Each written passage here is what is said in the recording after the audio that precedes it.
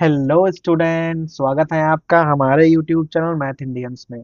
कक्षा 12 गणित में इस समय हम लोग 13वां चैप्टर पढ़ रहे हैं, प्रोबेबिलिटी प्रायिकता। और भाई एक्सरसाइज 13.3 की इस वाले वीडियो से हम शुरुआत करने जा रहे हैं। तो भाई सबसे पहले किताब उठा लीजिए और देखिए कि भाई पहला सवाल क्या कह रहा है। देखो, जो ये वाली एक्सरसाइज है, यहाँ पर हम लोग संपूर्ण प्रायिकता की प्रमेय और बेज प्रमेय, दो भाई यहाँ पर प्रमेय लगाने वाले हैं, जिसका इंट्रोडक्शन हमने इसके पहले वाले वीडियो में पोस्ट कर दिया था। तो भाई वो अगर आप देख लेंगे तो ये सवाल आपको काफी आसान लगने वाले हैं। एक कलश में 5 लाल हैं और 5 हैं काली गेंदें।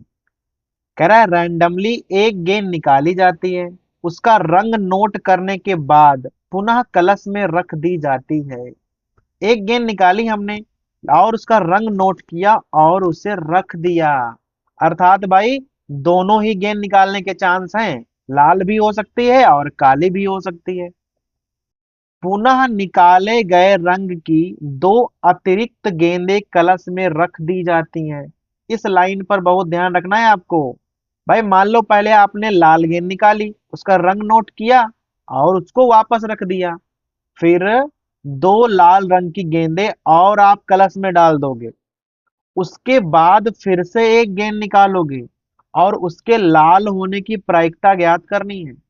तो अगर शुरुआत में लाल गेंद आएगी तो आप कलश में दो लाल गेंदें एक्स्ट्रा डालोगे। अगर शुरुआत में दो काली गेंदें निकाल लोगे तो आप कलश में दो काली गेंदें एक्स्ट्रा डालोगे, क्योंकि भाई जिस भी रंग की पहले गेंद निकलेगी उस रंग की दो अतिरिक्त गेंदें कलश में रख दी जाती हैं। ऐसा सवाल में कह रहा है। तो भाई देख लो, मान लो आपके पास ये भाई कुछ है, उसमें क्या है कि 5 लाल हैं और 5 काली गेंदें हैं। ठीक है, तो भाई है क्या, अगर लाल गेंद निकले, भाई शुरुआत में जब आप पहली बार गेंद निकालते हो तो लाल गेंद भी निकल सकती है और काली गेंद भी निकल सकती है।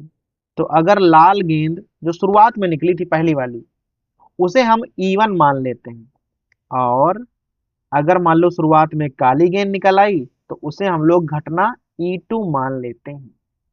तो भाई शुरुआत में 5 लाल गेंदें हैं, 5 काली गेंदें हैं, हमें एक गेंद निकालनी है। तो अगर लाल गेंद निकलेगी तो उसे घटना E1 मान लिया है, काली गेंद निकलेगी तो घटना E2 मान लिया है हमने।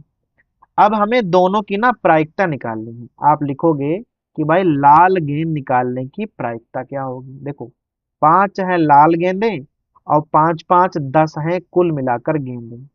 भाई हल करोगे तो 1/2 आ जाए। ऐसे ही काली गेंद निकालने की प्रायिकता क्या होगी, आप निकालोगे PE2। ठीक है, सिस्टम वही रहेगा। तो भाई 5 काली गेंदें हैं और कुल मिलाकर 10 हैं गेंदें। तो दोनों ही प्रायिकताएं बराबर बराबर आ जाएंगी, क्योंकि भाई कलश में बराबर बराबर गेंदें हैं। तो ये तो हो गई जब आपने शुरुआत में गेंदें निकाली। तो भाई लाल भी गेंद निकाली और काली भी गेंद निकाली। लेकिन अभी हमें दोबारा से गेंद निकालनी है, और दोबारा से जो गेंद निकालनी है वो कह रहा है कि वो लाल गेंद है, इस बात की प्रायिकता क्या होगी। तो यहां लिखेंगे हम कि पुनः लाल गेंद निकलना। ठीक है, एक बार तो ऊपर निकाल ही चुके हैं, लेकिन अभी दोबारा निकालेंगे तो इसे हम घटना ए मान लेंगे। भाई यहाँ लाल गेंद निकाली, काली गेंद निकाली, E1 E2 मान लिया। लेकिन अभी दोबारा में फिर से गेंद निकालना है और कह रहा है कि लाल गेंद निकालने की प्रायिकता बतानी है आपको। तो आपने लाल गेंद को ए मान लिया है, जो घटना है उसे आपने ए मान लिया है। अब यहाँ भाषा पर बहुत गौर करिएगा भाई, तभी आपको सवाल समझ में आएगा। देखो, मान लो पहले ये वाली कंडीशन है, पहली बार में आपने लाल गेंद निकाली। ठीक है, तो कह रहा है कि जो भी गेंद निकालोगे उस रंग की दो एक्स्ट्रा गेंदें डाल दोगे। तो अगर आपने पहले लाल गेंद निकाली होगी तो अब कुल गेंदें कितनी हो जाएंगी ये देखना पड़ेगा। तो देखो, अभी 7 लाल हो जाएंगी और 5 काली गेंदें हो जाएंगी। क्लियर है। लेकिन अगर ये वाली सिचुएशन में चलोगे, अगर भाई आपने काली गेंदें निकाली होती, शुरुआत में अगर काली गेंद निकली होती, तो अब आप काली गेंदें मिलाओगे। तो अब 5 लाल हैं और 7 काली गेंदें हो जाएंगी। ये चीज समझ में आ गई ना कि भाई अगर पहली बार में हमसे लाल गेंद निकली होती तो उसकी प्रायिकता निकाल दी, लेकिन कह रहा है कि जिस रंग की गेंद निकालोगे उस रंग की 2 गेंदें बढ़ जाएंगी, तो लाल 2 बढ़ा दी। अगर भाई काली निकली होती तो हमने काली गेंदें 2 बढ़ा दी। ठीक है, उसका कहना यह है कि 2 गेंदें आपने बढ़ा दी, कोई बात नहीं, लेकिन अब दोबारा में आपको केवल लाल गेंद निकालना है। तो पहले इस सिचुएशन में निकालेंगे, तो यहां लिखोगे आप P A/E1। इसे हिंदी में क्या कहेंगे? दोबारा लाल गेंद निकलने की प्रायिकता, जबकि आप योग ज्ञात है कि पहले भी हमने लाल गेंद निकाली थी। समझ में आया? लाल गेंद निकालने की प्रायिकता, जबकि पहली बार में हमने लाल गेंद निकाली थी। तो अब लाल गेंदें कितनी हैं भाई? 7 हैं, और कुल मिलाकर गेंदें हैं 12। समझ में आ रहा है? इस सिचुएशन में आ जाओ। लाल गेंद निकालने की प्रायिकता, जबकि यह ज्ञात है कि पहली बार में हमने काली गेंद निकाली थी। भाई दोनों चांस हैं, तो अब की बार लाल गेंदें हैं 5, लेकिन कुल मिलाकर गेंदें हैं 12, क्योंकि भाई यहाँ पर 2 काली गेंदें हमने एक्स्ट्रा मिलाई थी और यहाँ पर 2 लाल गेंदें एक्स्ट्रा मिलाई थी। तो पूरी हिंदी क्लियर हो गई ना? मेन चीज है जो ये लिखते हैं ना A/E1 या A/E2, इसका मतलब क्या है ये आपको समझ में आना चाहिए। अब हम निकालेंगे संपूर्ण प्रायिकता। क्या निकालेंगे भाई? संपूर्ण प्रायिकता, और वो भी किस चीज की? घटना ए के घटने की। तो यहां लिखेंगे प्रोबेबिलिटी ऑफ ए, और भाई क्या बन जाएगा देखना, P/E1, और उसके साथ में क्या रहेगा? A/E1। अगर आपने वो सूत्र पढ़ा है तो यहाँ हो जाएगा Pe2, और इंटू में क्या रहेगा? A/E2। इस प्रकार से अगर पहले लाल गेंद निकली है तो दोबारा में लाल गेंद निकालने की प्रायिकता, जबकि यह ज्ञात है कि पहले लाल गेंद निकली है। अगर पहले काली गेंद निकली है तो दोबारा में लाल गेंद निकालने की प्रायिकता, जबकि यह ज्ञात है कि पहली बार में काली गेंद निकली थी। दोनों हो गई। सबके बस मान रख दो। यहाँ 1/2, और भाई इसका मान हो जाएगा 7/12। यहाँ 1/2, और भाई इसका मान हो जाएगा 5/12। ठीक है, देख लो। यहाँ हो जाएगा आपका 7/24, और यहाँ हो जाएगा आपका 5/24। भाई हल करोगे तो आ जाएगा 12/24। थोड़ा और हल कर दोगे तो आ जाएगा 1/2। अर्थात जो प्रायिकता है वो हो जाएगी 1/2। काहे कि दोबारा में लाल गेंद निकालने की जो प्रायिकता है वो हो जाएगी 1/2। तो अगर आप ये पूरा सवाल समझ गए हो तो आप तुरंत समझ जाओ कि आपको भाई संपूर्ण प्रायिकता की जो प्रमेय है वो समझ में आ गई है। ठीक है, तो ये तो सवाल बेस्ड था संपूर्ण प्रायिकता की प्रमेय पर। अब जो आगे के सवाल आप लगाने वाले हो ना, वो सब बेस्ड होंगे काहे पे भाई? वो होंगे बेज प्रमेय पर। ठीक है, तो अभी आपको हम ये बता देंगे कि आप जान कैसे पाओगे कि कौन सा सवाल संपूर्ण प्रायिकता वाला है और कौन सा बेज वाला है। अभी आप अंतर देख लेना। यहाँ उसने क्या कहा था? उसने कहा था कि दूसरी गेंद की लाल होने की प्रायिकता क्या है। इस सवाल में अंतर देखना। एक थैला है, 4 लाल हैं, 4 काली गेंदें हैं। एक दूसरा थैला भी है, 2 लाल हैं और 6 काली गेंदें हैं। दोनों थैलों में से एक थैले को आप रैंडमली उठा लो, उसमें से एक गेंद निकालो जो कि लाल है। अब देखना, उसने ये नहीं कहा कि लाल गेंद निकालने की प्रायिकता बताओ, उसने कह दिया कि भाई लाल गेंद है, ये तो हमें पता है लाल गेंद है, इस बात की प्रायिकता बताओ कि वह गेंद पहले थैले से निकाली गई है। क्लियर हो रहा है आपको? तो भाई दोनों में अंतर समझ पाए? यहां उसने कह दिया कि दूसरी गेंद की लाल होने की प्रायिकता बताओ, सवाल खत्म। तो आप जान जाओ कि संपूर्ण प्रायिकता वाला सवाल है। उसने ये कहा इसमें कि एक गेंद निकाली है, लाल तो है हमें मालूम है, लेकिन इस बात की प्रायिकता बताओ कि गेंद पहले थैले से निकाली गई है। लाल की प्रायिकता नहीं पूछा, ये पूछा कि बताओ पहले थैले से है या कह दे दूसरे थैले से है, तो आप समझ जाओ ये जो सवाल है वो बेज प्रमेय का सवाल है। यहाँ पर डायरेक्ट कभी भी नहीं पूछेगा आपसे, भाई घुमा देगा। ठीक है, तुरंत जान जाओगे आप ये वाला सवाल बेज प्रमेय का है। और किस प्रकार से अंतर आ जाएगा दोनों में, भाई ध्यान दीजिएगा। ये हमारा पहला थैला है और ये हमारा दूसरा थैला है। यहाँ 4 लाल हैं और 4 है काली गेंदें। यहाँ 2 लाल हैं और 6 है काली गेंदें। अब भाई आपको एक बात ध्यान देनी है, वो कह रहा है कि दोनों में से कोई एक आपको थैला चूज करना है रैंडम। तो आप मान लो कि जो पहला थैला है उसे चुनने की जो घटना है वो E1 है, और जो दूसरा थैला है उसे चुनने घटना जो है वो E2 है। ठीक है भाई, ये भाषा आप स्वयं लिख लीजिएगा कि पहला थैला चुनने वाली जो घटना है वो E1 है, दूसरा थैला जो है वो E2 है। तो अगर हमें निकालना हो पहला थैला चुनने की प्रायिकता, तो आपके पास भाई 2 ही थैले हैं, उसमें से आप कोई एक थैला चुनोगे तो प्रायिकता 1/2 हो जाएगी। सेम यहाँ पर दूसरा थैला चुनने की प्रायिकता, तो यहाँ पर भी 1/2 ही हो जाएगा, क्योंकि भाई थैले तो 2 ही हैं ना आपके पास। अब कह रहा है कि लाल गेंद निकालनी है। क्या करना है आपको, लाल गेंद निकालनी है।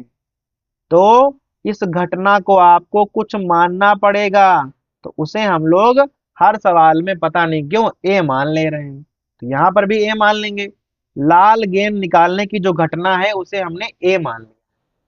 अब यहाँ ध्यान देना, अगर आपको पहले थैले से लाल गेंद निकालनी हो तो उसे आप कैसे लिखोगे, A/E1, कि लाल गेंद निकालना है लेकिन पहले थैले से। भाई पहला थैला चूज भी तो करना पड़ेगा, चुनना भी तो पड़ेगा। तो यहाँ लाल गेंदे हैं 4, कुल गेंदे हैं 8, हो जाएगा 1/2। क्लियर। फिर PA/E2,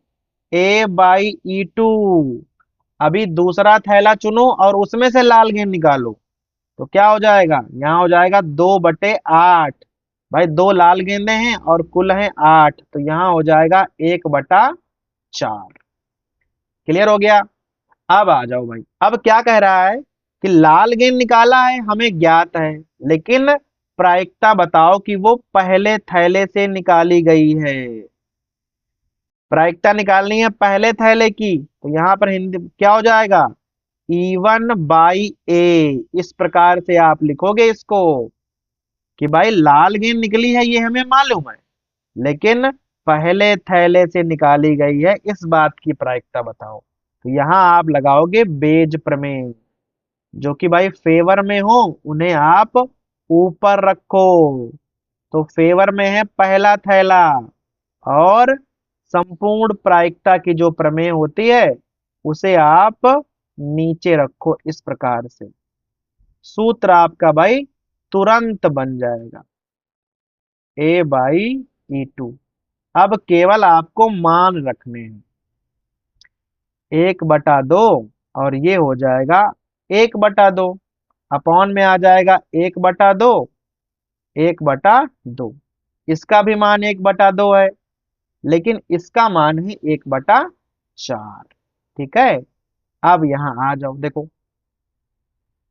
ऊपर हो जाएगा 1/4, यहाँ हो जाएगा 1/4, और भाई यहाँ पर हो जाएगा 1/8। ठीक है, यहाँ पर तो आपको जोड़ना भी पड़ेगा। तो यहाँ क्या करोगे, 8 आप एलसीएम ले लो, तो यहाँ हो जाएगा 2+1। अब देखना आंसर क्या आ जाएगा, 1/4। इसको उल्टा लिखोगे ना तो 8 ऊपर चले जाएंगे आपके, और 2 1 3 3 आ जाएंगे आपके नीचे। तो 4 दूनी 8, और भाई आंसर में क्या आ जाएगा, 2/3। तो लाल गेंद तो निकली है लेकिन वो पहले थैले से निकली है, इस बात की प्रायिकता हो जाएगी 2/3। देखो प्रायिकता का मान थोड़ा ज्यादा है। अब ज्यादा क्यों है इस बात पे भी गौर कर लो, क्योंकि भाई पहले थैले में लाल गेंदे जो हैं वो परसेंटेज आधा आधा है। अगर वो पूछता कि भाई लाल गेंद निकालनी है लेकिन दूसरे थैले से, तो प्रायिकता का मान कम आता। अब क्यों? क्योंकि दूसरे थैले में लाल गेंदे ही कम है। जब दूसरे थैले में लाल गेंदे कम है तो उसका मान 2/3 से हमेशा कम आएगा। क्योंकि जब गेंदे कम हैं तो निकालने की प्रायिकता भी कम हो जाएगी। अब भाई सवाल नंबर 3 पे आ जाओ। देखो सवाल सब ऐसे ही हैं, बेज वाले हैं ना। तो बेज वाले सवाल सब एक प्रकार के ही होते हैं। बस आपको क्या करना होता है, केवल भाषा पे ध्यान देना है। कह रहा है यह ज्ञात है कि भाई कोई महाविद्यालय है, ठीक है, के छात्रों में 60% जो हैं वो हॉस्टल में रहते हैं, 40% जो है वो हॉस्टल में नहीं रहते हैं, ठीक है। कह रहा है पूर्ववर्ती वर्ष के परिणाम सूचित करते हैं कि जो छात्रावास में रहते हैं हॉस्टल में वो भाई 30%, और जो छात्रावास में नहीं रहते हैं वो 20% ने ए ग्रेड प्राप्त किया है। छात्रावास वाले 30% और जो लड़के रोज घर से आते हैं भाई वो 20% छात्रों ने ए ग्रेड प्राप्त किया है। वर्ष के अंत में महाविद्यालय के एक छात्र को चुना जाता है और ये आपको पहले से मालूम है कि उसे ए ग्रेड मिला है। तो आपको ये बताना है कि वह छात्रावास में रहता है। समझ गए आप बेच प्रमेय को? अगर पूछता कि भाई एक छात्र को चुना गया है, उसे ए ग्रेड मिलने की प्रायिकता बता दो।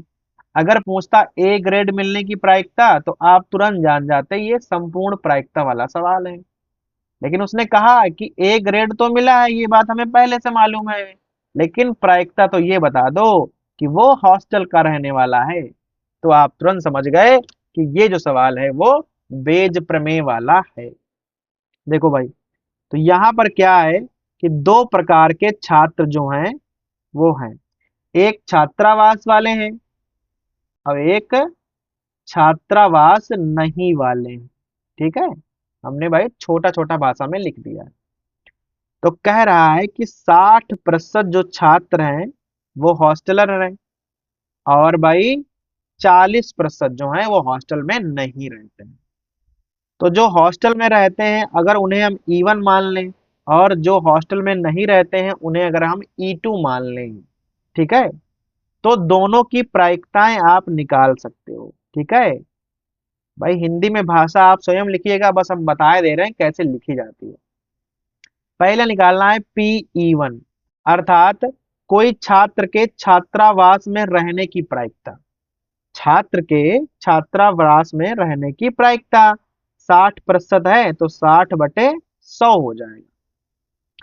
20 से काट दो, 20 × 3 = 60 और 20 × 5 = 100। फिर किसी छात्र के छात्रावास में न रहने की, भाई छात्रावास में नहीं रह रहे हैं ना, तो अभी हमें न रहने की भाई प्रायिकता निकालनी है। तो क्या हो जाएगा, 40/, यहाँ आ जाएगा 100। क्योंकि भाई 40% है ना तो आप बटे 100 तो लिख ही लोगे। 20 से काटोगे तो 2/5। अर्थात अगर 5 छात्र आते हैं विद्यालय में तो उसमें 3 छात्रावास में रहते हैं और 2 छात्रावास में नहीं रहते हैं। क्लियर हो गया? अब एक चीज और है, ए ग्रेड मिलना, इसकी बात हुई है, ठीक है। तो ए ग्रेड मिलना ये भी एक घटना है, तो इस घटना को हम लोग ए मान लेंगे। अभी ए ग्रेड मिल रहा है तो घटना को हम लोग ए मानेंगे, बी तो मान नहीं सकते ना, वरना वो बी ग्रेड मिल जाएगा, ठीक है। जोक था ये वाला। जो ए ग्रेड मिल रहा है उस घटना को हमने ए मान लिया है। अब यहां पर बहुत ध्यान दीजिएगा, भाषा कैसे लिखोगे। अगर कोई छात्र ए ग्रेड वाला है, मतलब छात्रावास का छात्र है, उसे ए ग्रेड मिला है, तो उसकी प्रायिकता क्या होगी? तो उसे आप ऐसे लिखोगे A/E1। इसे आप ऐसे पढ़ोगे कि ए ग्रेड मिलने की प्रायिकता, ठीक है, ए ग्रेड मिलने की प्रायिकता, जबकि छात्र कहाँ का है, तो भाई छात्रावास का है, छात्रावास का है ना। तो भाई क्या हो जाएगा, कह रहा है कि 30% छात्र ऐसे हैं, तो यहां हो जाएगा 30/100। हल करोगे तो 3/10 आ जाएगा।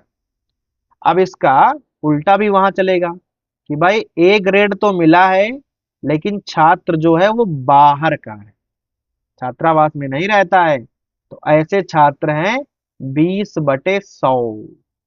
यहाँ हो जाएगा 2/10। कैंसिल करके आप 1/5 भी कर सकते हो, लेकिन बाद में भाई गुणा भाग में आराम रहेगी आपको। इतना सब कुछ आपने निकाल लिया। अब मेनली उसने पूछा क्या है, उस चीज पर केवल ध्यान देना है आपको। उसने ये पूछा है कि ए ग्रेड तो मिला है, हमें ज्ञात है, लेकिन वो लड़का छात्रावास का रहने वाला है, इसकी प्रायिकता बता दो हमको। तो पी क्या होगी? छात्रावास में रहने की प्रायिकता, जबकि उसे ए ग्रेड मिला है। E1/A। यहां लगेगी बेस थ्योरम। जो चीजें फेवर में हैं उन्हें आप ऊपर रख दोगे, तो ऊपर आ जाएगा इस प्रकार से। और अपॉन में क्या रहता है? अपॉन में रहती है टोटल प्रोबेबिलिटी। ठीक है, जो भाई आप पहले सवाल में यूज कर चुके हो, वो रहती है नीचे इस प्रकार, A/E2। ठीक है, सबके मान रखोगे आंसर मिल जाएगा। देखो E1 है आपका 3/5, और A/E1 क्या है? 3/10।